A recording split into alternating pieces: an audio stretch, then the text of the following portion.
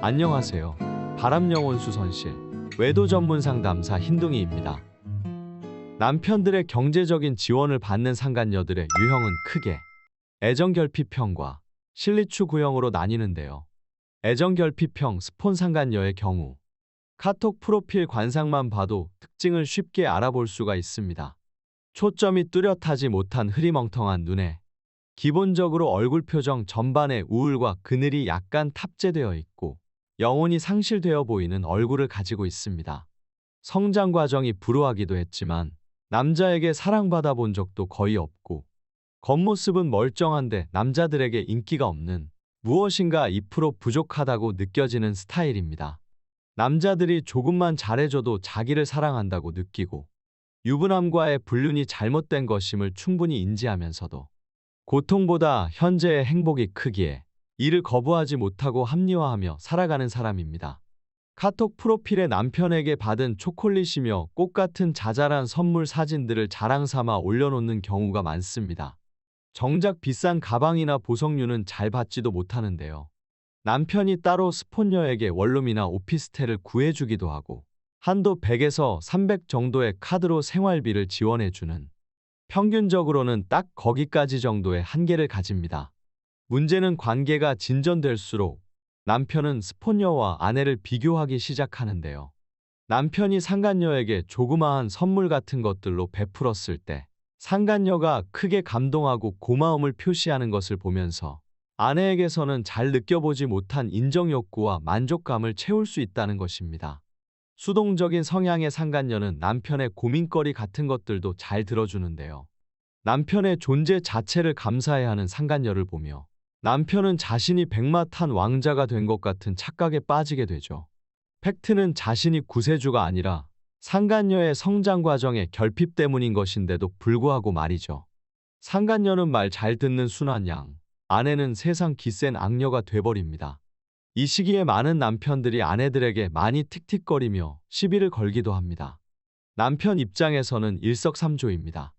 여러 군데 성매매 업소를 전전하며 마음에 드는 여자를 찾지 않아도 되며 업소에 기록이 남지 않아 성관계가 아내에게 적발될 가능성이 낮은 점, 자기에게만 충실한 여자와 성관계를 지속적으로 맺을 수 있는 것입니다.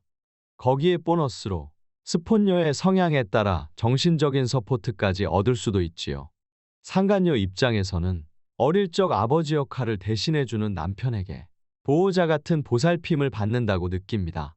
또 남편이 말하는 아내에 대한 험담이나 가정에서 소외당하고 있다는 말을 들으며 남편이 세상 불쌍하다고 느끼게 되는데요. 거기에 자신이 가진 아픔까지 더해져 이 남자를 마음으로 감싸주고 잘해주면서 보듬어 주려고 노력합니다. 남편과 상간녀 둘 다 성장 과정에 아픔이 있다면 동병상련으로 서로를 불쌍히 여기며 더욱더 밀착이 되는 것이죠. 정서적인 관계가 깊어지면 남편은 두 집 살림을 하게 됩니다. 부부관계가 안 좋아지면 본가에 가 있는다 하면서 상간녀 집에서 기거하기도 합니다. 이런 상간녀는 바람이 발각되면 남편의 꼭두각시 노릇을 하며 남편의 지시를 그대로 이행해 말을 맞추게 됩니다. 오래된 친구 사이일 뿐이에요. 반말하지 마세요. 한동안 연락한 적도 없었어요. 별 사이 아니에요. 잘못하시는 것 같은데 제가 왜 이런 얘기를 들어야 하는지 이해가 안 되네요.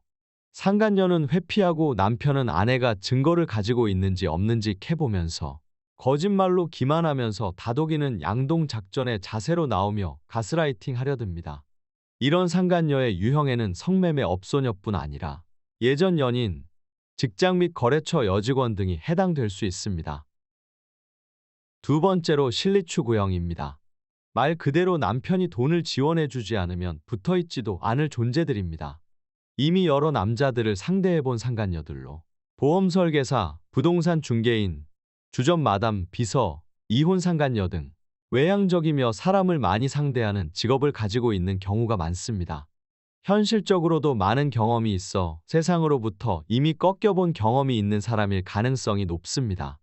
그래서 불륜 관계가 현실적으로 계속 지속되기 어렵다는 것을 알고 있기도 합니다. 이들은 남편의 머리 꼭대기에서 작업을 합니다. 남자를 다루는 기술이 탁월해 밀당도 잘하며 관계에서 실리를 추구하기에 경제적으로 남편을 착취할 가능성이 높습니다. 남자는 인정과 칭찬 그리고 섹스에 약하다는 것을 알고 있고 어떻게 해야 자신이 이익을 뽑아낼 구멍이 있는지도 잘 확인합니다. 은근슬쩍 보험을 판다거나 자기 사업을 지원해달라고 하거나 상간녀의 자녀 학자금 등을 남편에게 요구하기도 합니다. 꼭 지원을 안 해주면 떠나갈 것 같은 미련을 두기도 하죠. 자신이 인기 있고 잘 나간다는 점을 드러내면서 남편에게 많은 남자들 중 하나일 뿐이라는 긴장을 주기도 하며 남편을 가스라이팅하고 어장관리하면서 단속해 나갑니다. 남편의 가정과 직장에서 벌어지는 고민들을 잘 들어주며 적절한 충고를 해주기도 하고 머리 회전이 빠르고 수완이 좋아 대책을 제시해주는 경우도 많습니다. 역으로 남편에게 집에 가서 아내와 자녀들에게 잘해주라며 그 방법들까지도 직접 코칭해주기도 하죠. 남자가 경제적으로 성공해서 가진 게 많다면 현실에선 이루어질 수 없는 애틋한 사랑이라는 것을 반대로 강조하며 낭만적으로 접근해 남편을 유혹해 들었다 놨다 하면서 남편을 애타게 만들 수 있습니다.